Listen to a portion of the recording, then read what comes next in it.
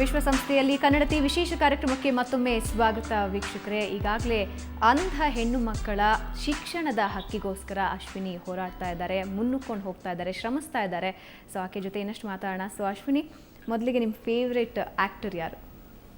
Actor Vishnuvardhan ಮತ್ತು Ambareesh, rebel star Ambareesh ಅವರು. So Ambareesh ಅವರೇ ನಮ್ಮ ಜೊತೆ ಫೋನಿನಲ್ಲಿದ್ದಾರೆ. ಅಂಬರೀಷ್ ಅವರೇ, ನಂಗೆ ತುಂಬ ಖುಷಿ ಆಗ್ತಿದೆ, ಮಾತಾಡಿ ಅವ್ರ ಜೊತೆ. ನಮಸ್ಕಾರ ಸರ್. ನಮಸ್ಕಾರಮ್ಮ. ನಮಸ್ಕಾರ ಸರ್. ನಾನೆಲ್ಲ ಅಂಕಲ್ ಅಂತೀನಿ, ಏನು ಬೇಜಾರಿಲ್ಲ ಅಲ್ಲ? ಅಂಕಲ್ ತಾತ ಅಂತ ಕರೆದ್ರು ಬೇಜಾರು. ತಾತ ಅನ್ನೋಷ್ಟು ವಯಸ್ಸಾಗಿಲ್ಲ ಬಿಡಿ ಅಂಕಲ್. ಅಂಕಲ್, ನೀವು ನಂಗೆ ತುಂಬಾ ಇನ್ಸ್ಪಿರೇಷನ್ ಹೇಳಬೇಕು ಅಂತ. ಯಾಕಂದರೆ ಬರೀ ಸಿನಿಮಾದಲ್ಲಿ ಮಾತ್ರ ಅಂತಲ್ಲ, ನೀವು ರಾಜಕೀಯದಲ್ಲೂ ನಿಮ್ಮ ಜೊತೆ ತುಂಬ ಕೆಲಸ ಮಾಡಿದವ್ರು ತುಂಬ ಹೇಳ್ತಿರ್ತಾರೆ. ಅಂಬರೀಷ್ ಅಣ್ಣ, ನಾನು ನಿಮ್ಮ ಡ್ರೈವರ್ಸ್ ಜೊತೆ, ಹಳೆ ಡ್ರೈವರ್ಸ್ಗಳ ಜೊತೆ ತುಂಬ ಮಾತಾಡಿದ್ದೀನಿ. ಅವ್ರು ಹೇಳ್ತಾ ಇರ್ತಾರೆ, ಡ್ರೈವರ್ ಥರ ನನ್ನನ್ನು ನೋಡಲ್ಲ, ನನ್ನನ್ನು ತುಂಬ ಆತ್ಮೀಯವಾಗಿ ನೋಡ್ತಾರೆ ಅಂತ ಹೇಳ್ತಿರ್ತಾರೆ. ಅದು ಒಂಥರ ಸ್ಫೂರ್ತಿ ನನಗೆ.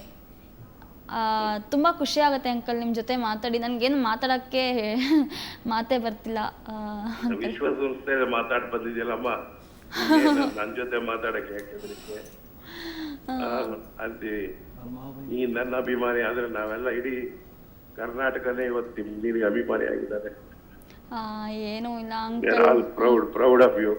Thank you uncle. ಮತ್ತೆ ನಿಮ್ಮ ಮಾವ ಅವರು ಶಿವಕುಮಾರ್ ಅಂಕಲ್ ಅವ್ರು ಬಂದಿದ್ರು ಏರ್ಪೋರ್ಟಿಗೆ. ಪಾಪ ರಾತ್ರಿ ಇಡೀ ಕಾದು ನನ್ನ ಸ್ವಾಗತ ಮಾಡಕ್ಕೆ ಬಂದಿದ್ರು. ತುಂಬ ಖುಷಿ ಆಯ್ತು. ಅವ್ರಿಗೂ ಹೇಳ್ತೆ, ನಾನು ಅಂಬರೀಷ್ ಅಂಕಲ್ ಜೊತೆ ಮಾತಾಡಬೇಕು, ಬರೀ ಫೋನಲ್ಲ ಅಂಕಲ್, ನಾನು ಡೈರೆಕ್ಟಾಗೆ ಮಾತಾಡಬೇಕು ನಿಮ್ಮ ಜೊತೆ. Okay uncle.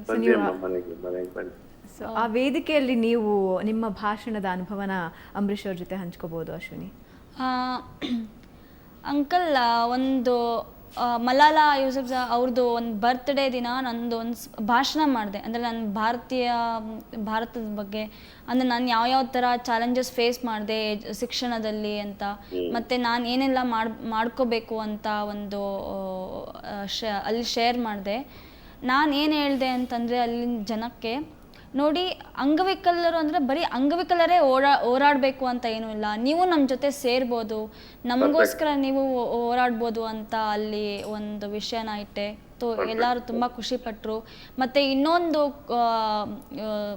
ಖುಷಿಯಾದ ಸಂಗತಿ ಏನಪ್ಪ ಅಂತಂದರೆ, ಅಲ್ಲಿ Ban Ki Moon UN secretary of UN general assembly ಅವ್ರ ಜೊತೆ ಒಂದು ಊಟ ಮಾಡೋ ಅವಕಾಶ ಸಿಕ್ತು. ಊಟ ಅಂತ ಅಲ್ಲ, ಮತ್ತು ಅಲ್ಲಿ ಅವ್ರುಗಳ ಜೊತೆ ಒಂದು ಒಡನಾಟ ತುಂಬ ಚೆನ್ನಾಗಿತ್ತು ಅಂಕಲ್. ಅದೆಲ್ಲ ನಂಗೆ ತುಂಬ ಇಷ್ಟ ಆಯಿತು. ವಿಶ್ವಸಂಸ್ಥೆಗೆ ಹೋಗೋದೇ ಒಂದು ದೊಡ್ಡ ವಿಷಯ ಬಿಡಮ್ಮ. ಅದರಲ್ಲಿ ಒಂದು ಬ್ಲೈಂಡ್ ಗರ್ಲ್ ನೀನು ಹೋಗಿ ಇಷ್ಟೊಂದು ಸಾಧನೆ ಮಾಡಿದ್ಯಾ ಅಂದರೆ we are all proud. Thank you Ambareesh ಅವರೇ. ಅದ್ರ ಜೊತೆಗೆ ಯುವ ಶೌರ್ಯ ಪ್ರಶಸ್ತಿನೂ ಕೂಡ ಪಡ್ಕೊಂಡಿದ್ದಾರೆ. ಭಾರತದಿಂದ ಇಬ್ಬರೇ ಹೋಗಿದ್ದು, ಉತ್ತರ ಪ್ರದೇಶದಿಂದ ರಜಿಯಾ ಅಂತ ಹೋಗಿದ್ರು. ಸೊ ಕರ್ನಾಟಕದಿಂದ ಅಶ್ವಿನಿ ಹೋಗಿದ್ದಾರೆ. ಜೊತೆಗೆ ಅಲ್ಲಿ ಭಾಷಣ ಕೂಡ ಮಾಡಿದ್ದಾರೆ. ಅವ್ರ ಮುಖ್ಯ ಅಜೆಂಡಾ, ಅಶ್ವಿನಿ ಮುಖ್ಯ ಅಜೆಂಡಾ ಅಂದರೆ ಅವ್ರಿಗೆ IT ಕಂಪನಿಯಲ್ಲೂ ಕೂಡ ಕೆಲಸ ಸಿಕ್ಕಿತ್ತು. ಅದನ್ನ ಬಿಟ್ಟು ಅಂಧ ಮಕ್ಕಳ ಶಿಕ್ಷಣದ ಹಕ್ಕಿಗೋಸ್ಕರ ಒಂದು ಸಂಸ್ಥೆ ಜೊತೆ, ಡಿಸಬಿಲಿಟಿ ಸಂಸ್ಥೆ ಜೊತೆ ಹೋರಾಟ ಮಾಡ್ತಿದ್ದಾರೆ. ದುಡ್ಡು ಮುಖ್ಯ ಅಲ್ಲ, ನಂತರ ಇನ್ನೊಬ್ರು ಕಷ್ಟ ಬೀಳದೇ ಇರಲಿ ಅಂತ ಅಶ್ವಿನಿ ಆಶಯ. ಸೊ ಅವರಿಗೆ ನೀವೇ ಇನ್ಸ್ಪಿರೇಷನ್, ಏನ್ ಹೇಳೋದಕ್ಕೆ ಬಯಸ್ತೀರಾ? ನಾವೆಲ್ಲ ಇನ್ಸ್ಪಿರೇಷನ್. ಪಾಪ ಅವಳು ನೋಡಿ, ಒಂದು ಹೆಣ್ಮಗು ಕನ್ನಡದವಳು ವಿಶ್ವಸಂಸ್ಥೆಗೆ ಹೋಗಿ ನನಗೆ ಏನೇ ಡಿಸೇಬಲ್ ಇರ್ಬೋದು, ಆದ್ರೂ ಅದನ್ನ ನಾನು ಜಯಿಸ್ತೀನಿ, ಜಯ ಸಾಧಿಸ್ತೀನಿ, ಜೀವನ ಮಾಡ್ತೀನಿ, ಬೇರೆಯವ್ರಿಗೆ ಆದರ್ಶವಾಗಿರ್ತೀನಿ ಅಂತ ಒಂದು ಗುರಿ ಇದೆಯಲ್ಲ, ಅದೇ ಅಷ್ಟೇ ಎಷ್ಟು ದೊಡ್ಡ. ಅಂಬರೀಷ್ ಅವರೇ, ಒಂದು ಆಸೆ ಏನಂದ್ರೆ ಅಶ್ವಿನ್ ಇದು, ನಿಮ್ಮನ್ನ ಡೈರೆಕ್ಟ್ ಆಗಿ ಮಾತಾಡಿಸ್ಬೇಕು, ಡೈರೆಕ್ಟ್ ಆಗಿ ಕೂತು ನಿಮ್ಮ ಹತ್ರ ಮಾತಾಡ್ಬೇಕು ಅನ್ನೋ ಆಸೆ ಅಶ್ವಿನ್ ಇದು. ನನಗೂ ಅಷ್ಟೇ ಆಸೆ ಇದೆ. ಬರ್ಲಿ ಮನೆಗೆ. ಯಾವಾಗ ಬರ್ಬೋದು ಹಾಗಾದ್ರೆ? ಯಾವಾಗ ಬೇಕಾದ್ರೂ ಬರ್ಬೋದು, ನಮ್ಮ ಮನೆ ಓಪನ್ ಹೌಸ್. ಅದು ಗೊತ್ತು ಬಿಡಿ ಅಂಕಲ್, ಅದು ಗೊತ್ತು, ನೀವು ಯಾವಾಗಲೂ ವೆಲ್ಕಮ್ ಮಾಡ್ತಿರ್ತೀರಾ ಅಂತ. ಅಂಬರೀಷ್ ಅವರ ಜೊತೆಗೆ ಇಂತಹ ಶ್ರಮಿಸ್ತಾ ಇರೋರಿಗೆ ಸರ್ಕಾರದಿಂದ ಕೂಡ ಒಂದು ಸಹಕಾರದ ಅವಶ್ಯಕತೆ ಇದೆ. ಯಾಕೆಂದ್ರೆ ಈಗ ತಾನೇನೇನು ಸಾಧಿಸಬೇಕು ಎಲ್ಲ ಸಾಧಿಸಿ ಆಗಿದೆ. ಜೊತೆಗೆ ಇನ್ನು ಮುಂದಕ್ಕೆ ಆ ಒಂದು ವರ್ಗಕ್ಕೆ ನಾನು ಶ್ರಮಿಸಬೇಕು, ಆ ವರ್ಗಕ್ಕೋಸ್ಕರ ದುಡಿಬೇಕು ಅನ್ನೋ ಇನ್ಸ್ಪಿರೇಷನ್ ಅಶ್ವಿನ್ ಇದು. ಸೊ ಸರ್ಕಾರದಿಂದ ಯಾವ ರೀತಿ ಒಂದು ಸಹಾಯನ ಎಕ್ಸ್ಪೆಕ್ಟ್ ಮಾಡ್ಬೋದು? ಸಹಾಯ ನಮ್ಮಂತೂ ಅವರಿಗೆ ಶೌರ್ಯ ಪ್ರಶಸ್ತಿ ಬಂದಾಗ ಯಾರಾದ್ರೆ ಅದಕ್ಕೆ ಮುಂದೆ ಬಂದೇ ಬರ್ತಾರೆ. ಕರ್ನಾಟಕ ಸರ್ಕಾರ ಕೂಡ ನನ್ನಿಂದ ಏನು ಸಹಾಯ ಇದೆ ಅದನ್ನೆಲ್ಲ ಮಾಡಿಸ್ಕೊಡ್ತೀನಿ ಅಂತ ಅವಳಿಗೆ ಭರವಸೆ ಕೊಡ್ತೀನಿ. Thank you so much Ambareesh ಅವರೇ ನಮ್ಮ ಜೊತೆ ಮಾತಾಡೋದಕ್ಕೆ. ಥ್ಯಾಂಕ್ಸ್. ಸೊ ಅಶ್ವಿನಿ, ಖುಷಿನಾ? ತುಂಬ ಖುಷಿ ಆಯಿತು. ಸೊ ಖಂಡಿತ ಹೇಳಿದ್ದಾರೆ ಅಂಬರೀಶ್ ಅವರು, ಯಾವಾಗ ಬೇಕಾದರೂ ಹೋಗಿ ಮಾತಾಡಬಹುದು ಅಂತ. ನಿಮಗೋಸ್ಕರ ಅವ್ರ ಮನೆ ಬಾಗಿಲು ಯಾವತ್ತೂ ಓಪನ್ ಇದ್ದೇ ಇರುತ್ತೆ. ಜೊತೆಗೆ ನಾವು ನಿಮ್ಮ ವಿಶ್ವಸಂಸ್ಥೆಯ ಎಕ್ಸ್ಪೀರಿಯನ್ಸ್ ಬಗ್ಗೆ ಮಾತಾಡೋದಾದರೆ, ಮಲಾಲಾ ಒಂದು ವಿಷಯ ಹೇಳ್ತಾರೆ, ತಾಲಿಬಾನಿಗಳಾಗಲಿ ಉಗ್ರರಾಗಲಿ ಅವರ ಮಕ್ಕಳಿಗೂ ಶಿಕ್ಷಣದ ಅವಶ್ಯಕತೆ ಇದೆ. ಅವ್ರ ಮುಂದೆ ನನ್ನ ಮುಂದೆ ಬಂದೂಕಿಟ್ಟು ಕೂಡ ನಾನು ಅವ್ರನ್ನ ಶೂಟ್ ಮಾಡೋದಿಲ್ಲ, ನನ್ನನ್ನು ಯಾರು ಶೂಟ್ ಮಾಡಿದ್ರೋ ಅವ್ರನ್ನ ನಾನು ಶೂಟ್ ಮಾಡೋದಿಲ್ಲ. ಮುಖ್ಯವಾಗಿ ಇಡೀ ಪ್ರಪಂಚದ ಒಂದು ಶಕ್ತಿ ಅಂದರೆ ಅದು ಪೆನ್ನು ಮತ್ತು ಪುಸ್ತಕ. ಸೊ ನೀವು ಶ್ರಮಿಸ್ತಾ ಇರೋ ವಿಭಾಗಕ್ಕೆ ನಾವು ಬಂದರೂ ಕೂಡ ಪೆನ್ನು ಮತ್ತು ಪುಸ್ತಕ ಎಷ್ಟು ಮುಖ್ಯ ಅಂತೀರ? ಪೆನ್ ಮತ್ತು ಪುಸ್ತಕ ಅನ್ನೋದ್ರ ಬದಲು ನಾನು ಬ್ರೈಲ್ ಸ್ಲೇಟು ಮತ್ತು ಕಂಪ್ಯೂಟರ್ ಮತ್ತು ಸ್ಕ್ರೀನ್ ರೀಡರ್ ಅನ್ನೋದು ನನಗೆ ಮುಖ್ಯವಾದ ಒಂದು ಇಂಪಾರ್ಟೆಂಟ್ ಒಂದು ಮೆಟೀರಿಯಲ್ ನಮಗೆ. ಅವ್ರ ಪೆನ್ ಪುಸ್ತಕ ಅಂದರೆ ನಾನು ಹೇಳ್ತೀನಿ ಬ್ರೈಲ್ ಸ್ಲೇಟ್ ಮತ್ತು ಕಂಪ್ಯೂಟರ್ ವಿತ್ ಸ್ಕ್ರೀನ್ ರೀಡರ್ ಅಂತ ಹೇಳ್ತೀನಿ. ಯಾಕಂದರೆ ಕಂಪ್ಯೂಟರ್ ವಿತ್ ಸ್ಕ್ರೀನ್ ರೀಡರಿಂದ ನಾವು ಇನ್ನೊಬ್ಬರ ಮೇಲೆ ಡಿಪೆಂಡ್ ಆಗಲ್ಲ. ಸ್ಕ್ಯಾನ್ ಮಾಡ್ತೀವಿ, ಓದ್ತೀವಿ, ಮತ್ತು ಏನೇನು ಮಾಡ್ತೀವಿ.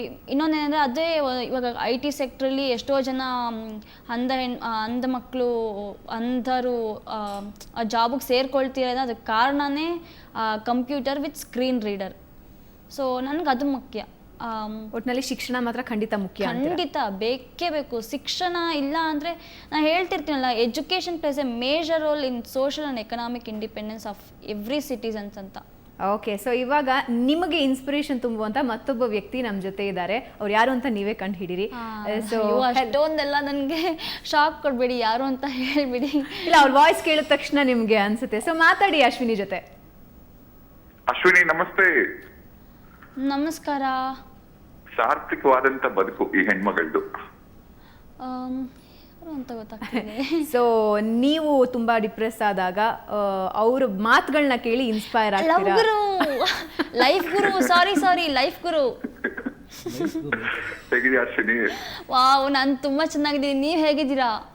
ನಿಜಕ್ಕೂ ಸಾರ್ಥಕವಾದಂತ ಬದುಕ ಮನೆಯಿಂದ. ಆಕ್ಚುಲಿ ಅಮ್ಮ ಹೇಳ್ತಾ ಇದ್ರು ಮೊನ್ನೆ ಅಮೆರಿಕ ನೀವು ಹೋಗೋಕ್ಕಿಂತ ಮುಂಚೆ ಕೂಡ ಮಾತಾಡ್ಬೇಕು ಅಂತ. ನಾನು ಸ್ವಲ್ಪ ಬಿಸಿ ಇದ್ದೆ, ಮಾತಾಡಕ್ ಆಗ್ಲಿಲ್ಲ. ನಮಗ್ ಎಲ್ಲರಿಗೂ ಹೇಳ್ಬೇಕು, ಒಂದು 3-4 ವರ್ಷದ ಮುಂಚೆ ನಂಗೊಂದು ಪತ್ರ ಬಂದಿತ್ತು. ಅದ್ರ ಮುಖಾಂತರ ನಂಗೆ ಅಶ್ವಿನಿ ಪರಿಚಯ ಆದ್ಲು. ಅದಾದ್ಮೇಲೆ ನಮ್ ತಾಯಿ ಅಂತೂ ನಮ್ಮನೆ ಒಂದು ಹೆಣ್ಮಗಳಾಗ್ಬಿಟ್ಲು.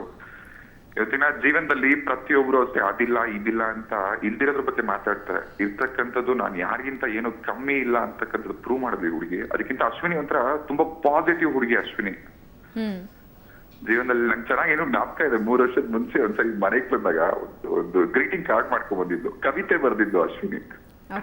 ಅದು ತುಂಬಾ ಒಳ್ಳೆ ಟ್ಯಾಲೆಂಟ್ ಇದೆ. ನೀವು ಅಷ್ಟೆಲ್ಲ ಬರೀ ಮಾತ್ರ ಅಲ್ಲ, ಒಳ್ಳೆ ಕವಿತೆ ಕೂಡ ಬರೀತಾಳೆ ಈ ಹುಡುಗಿ. ಒಂದ್ 4 ಸಾಲುಗಳು ಈಗಲೇ ಸ್ಟುಡಿಯೋಲ್ಲ ಕೇಳಿ ಹೇಳ್ತಾಳೆ. ಸೊ ನೀವೇ ದೊಡ್ಡ ಇನ್ಸ್ಪಿರೇಷನ್ ಅಂತ ಯಾವಾಗಲೂ ಹೇಳ್ತಿರ್ತಾರೆ. ಇವಾಗ ಅಶ್ವಿನಿ ನಮ್ಮ ಜೊತೆ ಶೇರ್ ಮಾಡ್ಕೊಂಡು ರಾಜೇಶ್, ಅಂದರೆ ನನಗೆ ಯಾವಾಗಾದರೂ ಬೇಜಾರಾದಾಗ ರಾಜೇಶ್ ಅವ್ರ ಜೊತೆ ಮಾತಾಡಿದ್ರೆ ಮನ್ಸು ಹಗುರ ಆಗುತ್ತೆ. ಅವರ ಪಾಸಿಟಿವ್ ನೇಚರ್ ನನ್ನಲ್ಲಿ ಇನ್ನೊಂದಷ್ಟು ಪಾಸಿಟಿವ್ನೆಸ್ನ ತುಂಬುತ್ತೆ ಅಂತ. ಅಲ್ಲ ಖಂಡಿತ. ಅದಕ್ಕಿಂತ ಮೊದಲು ಡೆಫಿನೆಟ್ಲಿ ಅಶ್ವಿನಿನೇ ಒಂದು ಪಾಸಿಟಿವ್ ಹುಡುಗಿ. ಓಕೆ, ಆಲ್ರೆಡಿ ಒಂದು 100% ಚಾರ್ಜ್ ಆಗಿರೋ ಬ್ಯಾಟ್ರಿ ಇದು. ಯಾವಾಗಾದ್ರೂ ಒಂಚೂರು ಚಾರ್ಜ್ ಕಮ್ಮಿ ಆದ್ರೆ ನಾವೇನಾದ್ರೂ ಒಡಾಪ್ಟರ್ ಕೆಲಸ ಮಾಡ್ಬೋದಿರೋ ಅಷ್ಟೇ. ಓಕೆ, ಬಟ್ ಒಂದ್ ವಿಷಯ, ಈ ತರದ ಹೆಣ್ಮಕ್ಳು ಯಾರೇ ಆಗ್ಲಿ ಜನರಲ್ ಆಗಿ ಈಗ ನಾವು ಡೆಫಿನೆಟ್ಲಿ ಹೇಳ್ತೀವಿ. ಈಗ ಮೊನ್ನೆ ಲಾಸ್ಟ್ ಒಂದು ಫಂಕ್ಷನಿಗೆ ಹೋದಾಗ ಕೂಡ ನಾನು ಅಲ್ಲೇ ಹೇಳ್ದೆ, ಈ ತರದ ಒಂದು ಕಾರ್ಯಕ್ರಮಕ್ಕೆ ಹೋದಾಗ ಇಂಥವ್ರ ಬಗ್ಗೆ ಯಾವುದೇ ಕಾರಣಕ್ಕೂ ನಾವು ಸಿಂಪತಿ ತೋರಿಸಬಾರ್ದು, ಖಂಡಿತ ತೋರಿಸಬಾರ್ದು. ಅವರು ನಮ್ ತರನೇ, ಅವ್ರಿಗೂ ನಮ್ ತರ ಬದುಕು ಹಾಕಿದೆ, ಬದುಕಕ್ ಬಿಡಬೇಕು. ಈಗ ಏನೋ ಒಬ್ರು ರೋಡಲ್ಲಿ ಹೋಗ್ಬೇಕಂದ್ರೆ ಯಾರಿಗೊಬ್ರಿಗೆ ಕಾಣಿಸಲ್ಲ ಅಂದ್ ಮಾತ್ರಕ್ಕೆ ಏನೋ ಎಲ್ಲರೂ ಅಟೆನ್ಷನ್ ಅಂತ ಅವ್ರ ಕಡೆ ಕೊಟ್ಟು ಸಿಂಪತಿ ಮಾತ್ರ ತೋರಿಸ್ಬೇಡಿ ಖಂಡಿತ. ಅಯ್ಯೋ ಪಾಪ ಕೂಡ ಬೇಡ ಅವರಿಗೆ. ಡೆಫಿನೆಟ್ಲಿ ಅವ್ರು ಯಾರಿಗಿಂತ ಏನೋ ಕಮ್ಮಿನೇ ಇಲ್ಲ. ಇವತ್ತು ಅಶ್ವಿನಿ ಅಷ್ಟ್ರ ಮಟ್ಟಿಗೆ ಹೋಗಿ ಇವತ್ತು ಒಂದು ಹೆಸರು ಮಾಡಿ ಬಂದು ಅಂದ್ರೆ ಅದಕ್ಕಿಂತ ಏನ್ ಬೇಕು. ಓಕೆ, ಸೊ ನಿಮ್ ಕಡೆಯಿಂದ ಏನಾದ್ರೂ ಟಿಪ್ಸ್ ಅಶ್ವಿನಿಗೆ? ಅಶ್ವಿನಿಗೆ ಟಿಪ್ಸ್ ಕೊಡೋಷ್ಟು ದೊಡ್ಡ ನಾನಲ್ಲ. ಇನ್ನು ಅಶ್ವಿನಿಂದ ಇವಾಗ ನಾನು ತಿಳ್ಕೋಬೇಕು. ಆ ಹುಡುಗಿ, ನಾನು ಅದಕ್ಕಿಂತ ಇನ್ನೊಂದು ಆಸೆ ಏನಂದ್ರೆ, ಈ ಹುಡುಗಿ ಕವಿತೆಗಳು ತುಂಬಾ ಚೆನ್ನಾಗಿ ಬರೀತಾಳೆ. ಅಶ್ವಿನಿ, ಸೊ ನಿಮ್ ಕವಿತೆ ಬಗ್ಗೆ ತುಂಬಾ ಹೊಗಳ್ತಾ ಇದಾರೆ ರಾಜೇಶ್. ಅವ್ರ ಬಗ್ಗೆ ಒಂದು ಕವನ ಅವಾಗೆಲ್ಲ ತುಂಬಾ ಬರೀತಾ ಇದ್ದೆ ಕವಿತೆ. ಅಂದ್ರೆ ಟೈಮ್ ಇತ್ತು ನನಗೆ, ಟೈಮ್ ತುಂಬ ಇತ್ತು. ಇವಾಗ ಎಲ್ಲಿ ತಿಂಗಳಿಗೆ 3 ಟ್ರಿಪ್ ಹಾಕ್ಬೇಕು ನಾನು. ಬೆಂಗಳೂರಲ್ಲೇ ಇರಲ್ಲ ಸರಿಯಾಗಿ. ಹಂಗಾಗಿ ಸ್ವಲ್ಪ ಕಷ್ಟ. ಸೊ ಯಾವ್ದಾದ್ರು ಒಂದು ಕವಿತೆ ಹೇಳ್ತೀರಾ? ಒಂದು 4 ಲೈನ್ ಅಂದರೆ ಶಿಕ್ಷಕರ ಬಗ್ಗೆ ಒಂದು ಬರೆದಿದ್ದೀನಿ. ವಿದ್ಯೆ ಎಂಬ ಬೀಜವ ಬಿತ್ತಿಹರು, ದೋಷವೆಂಬ ಕಳೆಯ ಕಿತ್ತಿಹರು, ಜೀವನದ ಹಾದಿಯ ತೋರಿಹರು, ಇವರೇ ನಮ್ಮ ಶಿಕ್ಷಕರು. Beautiful. Thank you so much Rajesh ನಮ್ಮ ಜೊತೆ ಮಾತಾಡಿದ್ದಕ್ಕೆ. Life guru, thank you. So ನಿಮಗೆ ಇನ್ಸ್ಪೈರ್ ಮಾಡ್ತಾ ಇರುವಂತಹ ಎಲ್ಲರ ಜೊತೆ ನಾವು ಮಾತಾಡಿದ್ವಿ. ಸೊ ನಿಮ್ಮ ಜೊತೆ ಇನ್ನಷ್ಟು ಚರ್ಚೆ ನಡೆಸ್ತೀನಿ. ಸೊ ವೀಕ್ಷಕರೇ, ಅದಕ್ಕಿಂತ ಮುಂಚೆ ಒಂದು ಚಿಕ್ಕ ಬ್ರೇಕ್.